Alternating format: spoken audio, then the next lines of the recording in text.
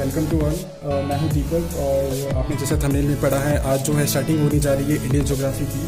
और Indian geography में सबसे पहला टॉपिक आता है वो होता है इंट्रोडक्शन ऑफ इंडिया।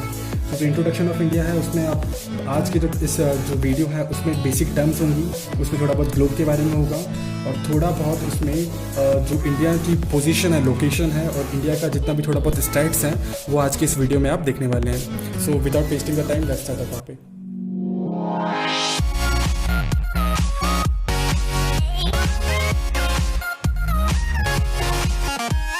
जो है स्टार्ट करने वाले इंडियन ज्योग्राफी।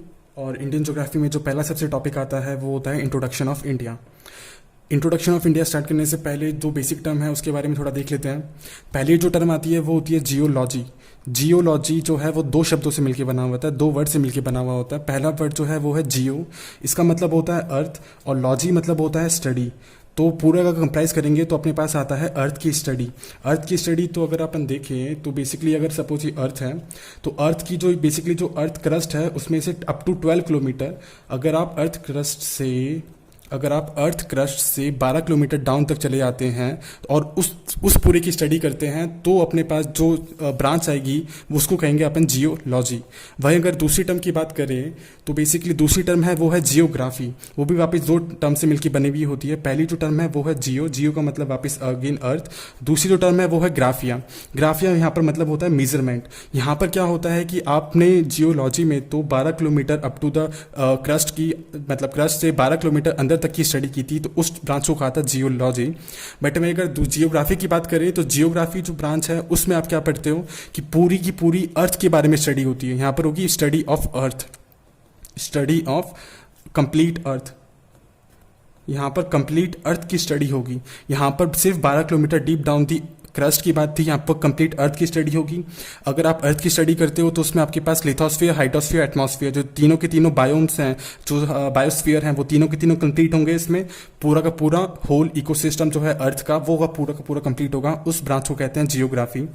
अगर अपन बात करें फादर ऑफ जियोग्राफी की, तो अगर अपन देखें फादर ऑफ जियोग्राफी, तो फादर ऑफ जियोग्राफी जो है उसको बोला जाता है इराटोस्थनीज। इराटोस्थनीज जो है that will known as your father of geography. अब जो है स्टार्ट करते हैं इंडियन ज्योग्राफी। और इंडियन ज्योग्राफी का जो सबसे पहला टॉपिक आता है वो है बेसिकली अपना इंट्रोडक्शन ऑफ इंडिया।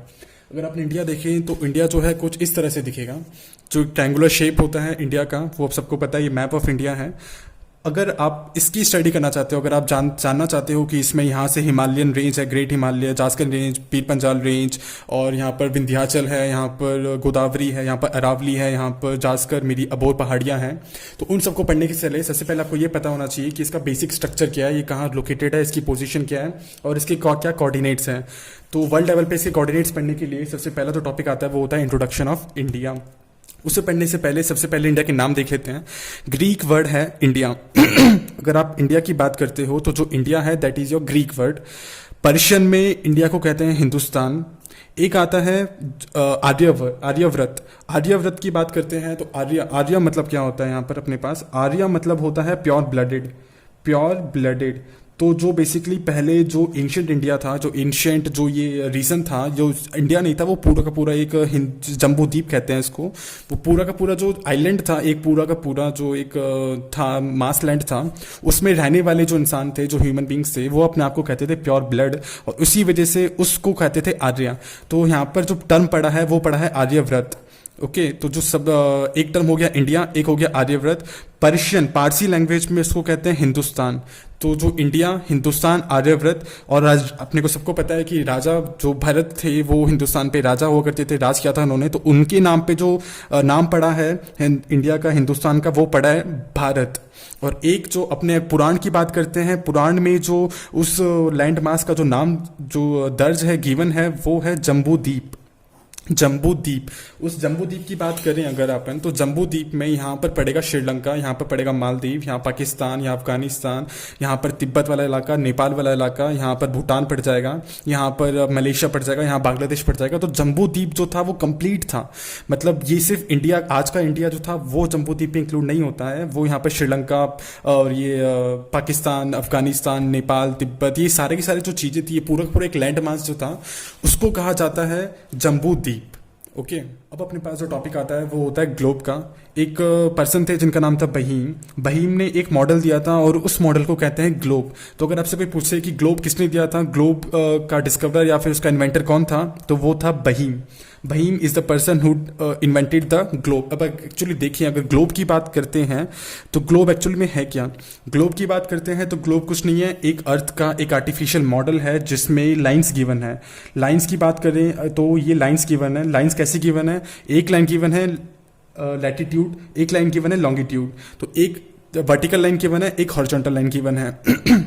उसमें अगर अपन देखें तो बेसिकली है क्या, उसको हिस्सों में डिवाइड कर रखा है और हिस्सों में डिवाइड करने की वजह से उसका फायदा क्या है। अगर अपन देखें ग्लोब का फायदा क्या है, तो लेट सपोज यहाँ पर एक अपने पास एक कंट्री थी, ये अपने पास एक कंट्री है। वर्ल्ड लेवल पे अगर आपको इसकी रिकॉग्निशन, इसकी पोजीशन, इसकी लोकेशन अगर आप फाइंड करनी है तो अपन क्या करते हैं, इसमें एक ग्रिड बनाते हैं और उस ग्रिड की पोजीशन फाइंड कर लेते हैं। उस ग्रिड की पोजीशन फाइंड कर लेते हैं। पोजीशन कुछ नहीं है, पोजीशन मतलब होता है उसके कोऑर्डिनेट्स। ओके तो होता क्या है एक्चुअल में कि ये जो होता है, जो ये लेटी हुई लाइन है, हॉरिजॉन्टल लाइन है, उन लाइंस को कहते हैं अपने पास में दो लाइंस होती हैं, एक होती है हॉरिजॉन्टल लाइन, एक होती है वर्टिकल लाइन। जो हॉरिजॉन्टल लाइन होती है उसको कहते हैं अपने पास लैटिट्यूड, और जो लॉन्गिट्यूड, ये जो वर्टिकल लाइन होती है that will be called as your longitudinal line. एक लॉन्गिट्यूडनल लाइन, एक लैटिट्यूडनल लाइन, दो टाइप्स की लाइन हो जाती है। अब होता क्या है एक्चुअल में, अगर सपोज ये कोई कंट्री है, इस कंट्री में सबसे पहले ग्रिड बनाया। ग्रिड बनाने के बाद क्या होता है, उसकी लैटिट्यूड और लॉन्गिट्यूडनल लाइन दो निकाली जाती है। मतलब सपोज अपने पास ये कोई कंट्री थी, ये कोई कंट्री है, इस कंट्री में सबसे पहले ये जो लैटिट्यूड लाइन है, इस लैटिट्यूड लाइन की सबसे लोअर वाली लाइन और सबसे अपर वाली लाइन लिखी जाती है। इसके कोऑर्डिनेट्स लिखे जाते हैं एक्स वाई। फिर उस ग्रिड की जो लॉन्गिट्यूडनल लाइन है उसमें सबसे पहले जो बिल्कुल वेस्ट वाला रीजन है, वेस्टर्न रीजन है, उसका जो फार्दर वेस्ट रीजन है उसमें उसके जो कोऑर्डिनेट है वो नोट किए जाते हैं, और बिल्कुल ईस्टर्न रीजन है उसके कोऑर्डिनेट नोट किए जाते हैं। और ये जो होता है एक्स प्लस वाई और ए प्लस बी, ये हो जाते हैं इसके लैटिट्यूडनल कोऑर्डिनेट्स और ये हो जाते हैं उसके लॉन्गिट्यूडनल कोऑर्डिनेट्स। तो अब अगर देखिए कि कोऑर्डिनेट्स निकालने चाहें, अगर अपन चाहते हैं कि इंडिया के कोऑर्डिनेट्स निकालना चाहें, तो इंडिया के कोऑर्डिनेट्स निकालने के लिए अपने को सबसे पहले मैप देखना पड़ेगा इंडिया का। इंडिया का अगर मैप देखें तो सबसे पहले ये इंडिया का मैप है। इंडिया के मैप के अकॉर्डिंग, मतलब जो ग्लोब का मॉडल था उसके अकॉर्डिंग इंडिया पड़ता कहाँ है, इंडिया की लोकेशन क्या है।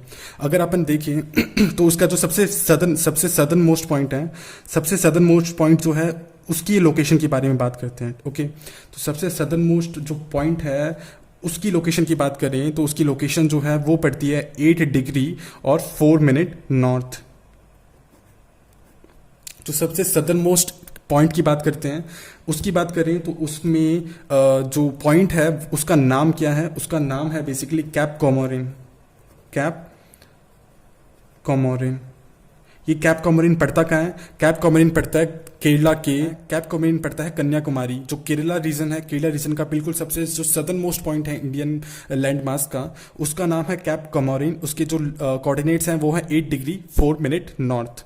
ओके सबसे पहले यहाँ पर एक चीज और देखने वाली है, यहाँ पर एक वर्ड यूज किया है अपन ने, कैप। कैप का मतलब क्या होता है, कैप जैसे यहाँ पर एक कैप कॉमोरिन है, आपने सुना होगा केप टाउन सॉरी, तो उसका मतलब होता क्या है एक्चुअल में, तो है क्या कि कैप का मतलब होता है एक ऐसा पॉइंट जो कि थोड़ा बहुत पानी के हिस्से से घिरा हुआ है। अगर अपन देखिए तो यहाँ पर आपके पास हो जाएगा अरेबिक सी हो जाएगा, यहाँ पर बे ऑफ बंगाल, यहाँ पर आपके पास पूरा का पूरा इंडियन ओशन हो जाएगा। तो थोड़ा बहुत रीजन जो कि पानी से घिरा हुआ होता है उस रीजन को कहते हैं कैप। तो यहाँ पर जो वर्ड है, जो प्लेस है वो कन्याकुमारी केरला में है, उसका नाम है कैप कॉमोरिन, जो कि सदर्न मोस्ट पॉइंट है इंडिया का। अगर आप देखें बिल्कुल नॉर्दर्न मोस्ट पॉइंट देखें तो आपको पता होना चाहिए, यहाँ पर आपके पास पीओके वाला इलाका है, पाकिस्तान ऑक्यूपाइड कश्मीर। अब पाकिस्तान ऑक्यूपाइड कश्मीर वाला इलाका है, उसमें बिल्कुल टॉप मोस्ट पॉइंट की बात करें तो यहाँ पर आपके पास एक पॉइंट पड़ेगा, उसका पॉइंट का नाम है आपके पास इंदिरा कोल। ओके उस पॉइंट का जो नाम है वो है इंदिरा कोल। और इस पॉइंट की अगर लोकेशन की बात करें तो लोकेशन पड़ती है 37 डिग्री 6 मिनट नॉर्थ की। जैसे मैंने आपको यहाँ पर कहा था कि अगर आपके पास कोई कंट्री है, उस कंट्री का आप पोजीशन निकालना चाहते हो तो कुछ नहीं करना, आपको यहाँ पर उसका सदर्न मोस्ट पॉइंट ले लेना है। इंडिया के केस में सदर्न मोस्ट पॉइंट जो था वो था कैप कॉमोरिन, कन्याकुमारी केरला में है, जिसका कोऑर्डिनेट है 8 डिग्री 4 मिनट नदर मोस्ट पॉइंट की बात करते हैं तो वो है 37 डिग्री 6 मिनट, जिसका नाम है इंदिरा कॉल, जो कि पाकिस्तान ऑक्यूपाइड कश्मीर है तो हिंदुस्तान का, बट वो डिस्प्यूटेड है पाकिस्तान के साथ, तो इसलिए डिस्प्यूटेड मानते हैं इसको। अगर अपन बात करें इसकी जो बिल्कुल वेस्टर्न पार्ट है, इस वाले की बात करें तो गुजरात में एक जगह पड़ती है जिसका नाम है गौर माता। इसका अगर कोऑर्डिनेट देखें तो उसका कोऑर्डिनेट है 68 डिग्री 7 मिनट ईस्ट। ये कोऑर्डिनेट के साथ ये जो पॉइंट आता है जिसका नाम है गौहर माता, इसका अलग अलग नाम है, आप इसको गुहर माता भी कह सकते हो, ये गौर माता के नाम से भी जाना जाता है। ये है कहाँ, गुजरात के बिल्कुल वेस्टर्न पार्ट में। तो ये जो हो गया बिल्कुल वेस्टर्न पार्ट हो गया। ईस्टर्न पार्ट की बात करें तो ईस्टर्न पार्ट जो ये पूरा इलाका हो गया, यहाँ पर असम आ जाएगा, ये पूरा का पूरा इलाका जो होगा दैट विल बी और अरुणाचल प्रदेश। अरुणाचल प्रदेश का बिल्कुल ईस्टर्न इलाका जो है जिसका नाम है अपने पास कीबीथू। कीबीथू एक गांव पड़ता है अरुणाचल प्रदेश में, उस गांव का नाम है कीबीथू। और उसकी अगर कोऑर्डिनेट की बात करें तो जो कोऑर्डिनेट है कीबीथू का वो है 97 डिग्री 25 मिनट ईस्ट। ओके, तो ये जो थे आपने कोऑर्डिनेट निकाल लिए हैं इंडिया के चारों डायरेक्शंस के, नॉर्थ साउथ वेस्ट ईस्ट, सारे के सारे कोऑर्डिनेट निकाल लिए हैं। इस कोऑर्डिनेट के अकॉर्डिंग अगर आप देखो तो अगर आप कॉमन सेंस लगाओ थोड़ा तो आपको पता चल जाएगा कि यहाँ पर 8 डिग्री 4 मिनट है और यहाँ पर 37 डिग्री 6 मिनट है। अगर आप थोड़ा बहुत भी ग्लोब के बारे में जानते हो तो ये जो होता है ये होता है इक्वेटर। इक्वेटर की अगर पोजीशन की कोऑर्डिनेट की बात करें तो वो उसको मानते हैं 0 डिग्री, क्योंकि यहाँ पर ले लेते हैं सपोज ये बॉल की तरह है, यहाँ से यहाँ तक पूरा का पूरा 180 डिग्री तक जितने भी होंगे पूरे के पूरे डिविजिबल होंगे, यहाँ पर पूरे के पूरे 180 डिग्री तक डिविजिबल होंगे। ऐसे यहाँ पर 180, यहाँ पर 180, टोटल एक बॉल की तरह मान लो जिसको पूरा का पूरा डिवाइड कर रखा है। तो अगर थोड़ा कॉमन सेंस लगाएं अपन तो यहाँ पर लिखा है 8 डिग्री 4 मिनट नॉर्थ के साइड में।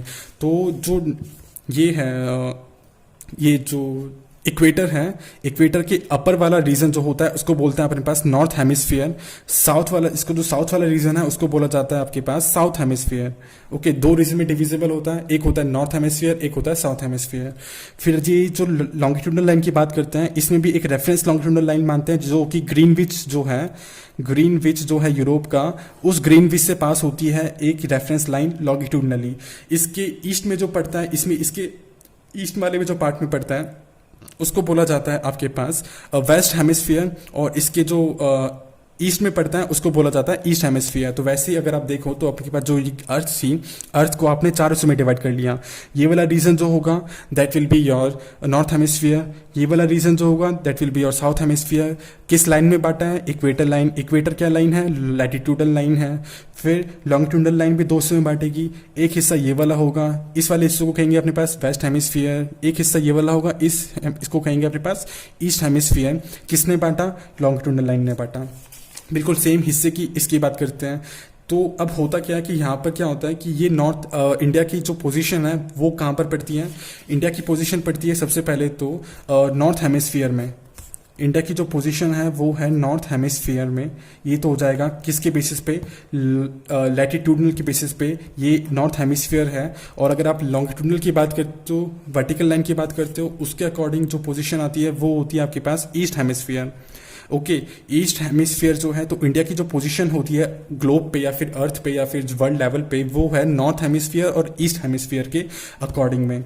और इन दोनों में भी अगर डिटेल में अगर पोजीशन की बात करना चाहते हो आप तो आप मैंने यहाँ पर लिख दी है पोजीशन। इसके बारे में अगर अपन बात करें इसका अगर थोड़ा बहुत वो देखें इसका मेजरमेंट या फिर इसकी थोड़ा बहुत स्टैट्स के बारे में बात करें तो जो स्टैट्स के बारे में बात करें, अब इसमें एक पॉइंट और कि ये जो है बिल्कुल सदर्न मोस्ट पॉइंट है, ये आप कह सकते हो सदर्न पॉइंट है। ये जो है अपना पास सदर्न पॉइंट है पूरे इंडियन लैंडमास का। बट आपको इतना पता होना चाहिए कि इंडिया जो है वो सिर्फ लैंडमास तक सीमित नहीं है। यहाँ पर आप कह सकते हो दादर नगर हवेली आ जाएगा, यहाँ पर पूरा दमन दीव और लक्षद्वीप वाला इलाका आ जाएगा पूरा। यहाँ पर आपके पास अंडमान निकोबार आ जाता है। तो बात जो होती है वो ऐसी होती है कि यहाँ पर अगर अपन देखें तो यहाँ पर पड़ जाएगा आपके पास श्रीलंका वाला इलाका।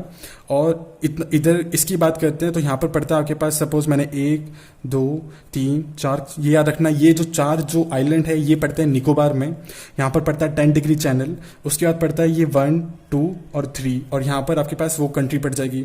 तो बेसिकली यहाँ पर क्या है, ये पूरा का पूरा जो आइलैंड वाला इलाका है उस आइलैंड वाले इलाकों को कहते हैं अंडमान निकोबार। ये वाला जो इलाका है ऊपर वाला that will be your Andaman 10 degree channel, then this is your Nicobar. पूरे को कहते हैं अंडमान निकोबार, बट है तो ये भारत का पार्ट ही। ये जो निकोबार, अंडमान निकोबार है, ये है तो इंडिया का पार्ट ही। तो बेसिकली यहाँ पर क्या होता है, यहाँ पर जो इसको कहते हैं लास्ट वाला जो निकोबार का जो आइलैंड है, इस लास्ट वाले निकोबार आइलैंड पे लोकेटेड है आपके पास इंदिरा पॉइंट।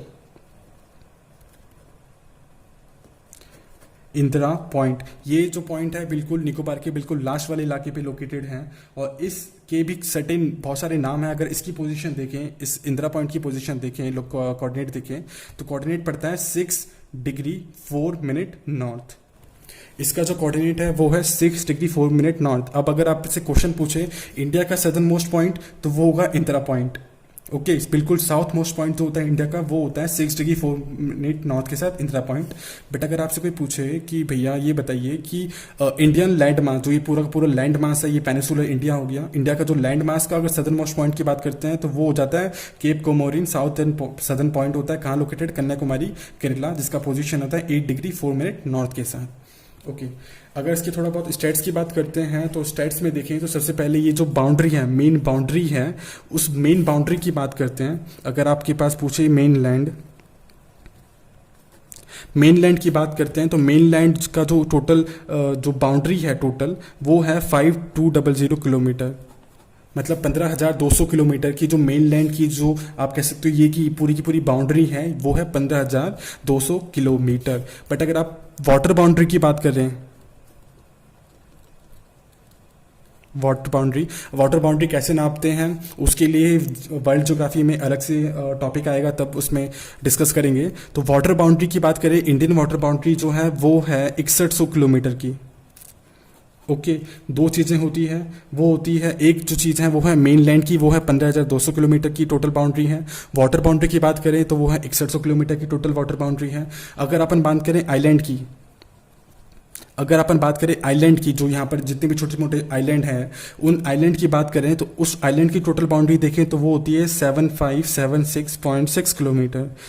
ओके, 76.6 किलोमीटर की बात करें, मतलब 7576.6 किलोमीटर की बात करें, तो वो टोटल आइलैंड जितने भी इंडिया के पोजीशन में आते हैं, उनकी बाउंड्री होती है इतनी।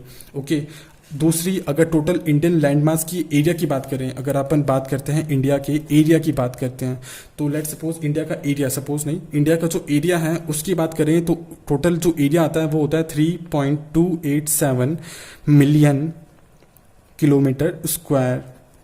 इतना जो एरिया है वो किसका है, इंडिया की टोटल एरिया है, मतलब अगर टोटल लैंड मास या जितना कवर करेगा वो है 3.287 मिलियन किलोमीटर स्क्वायर। ओके, उसके बाद जो इंट्रोडक्शन ऑफ इंडिया में आता है वो होते हैं फ्रंटियर्स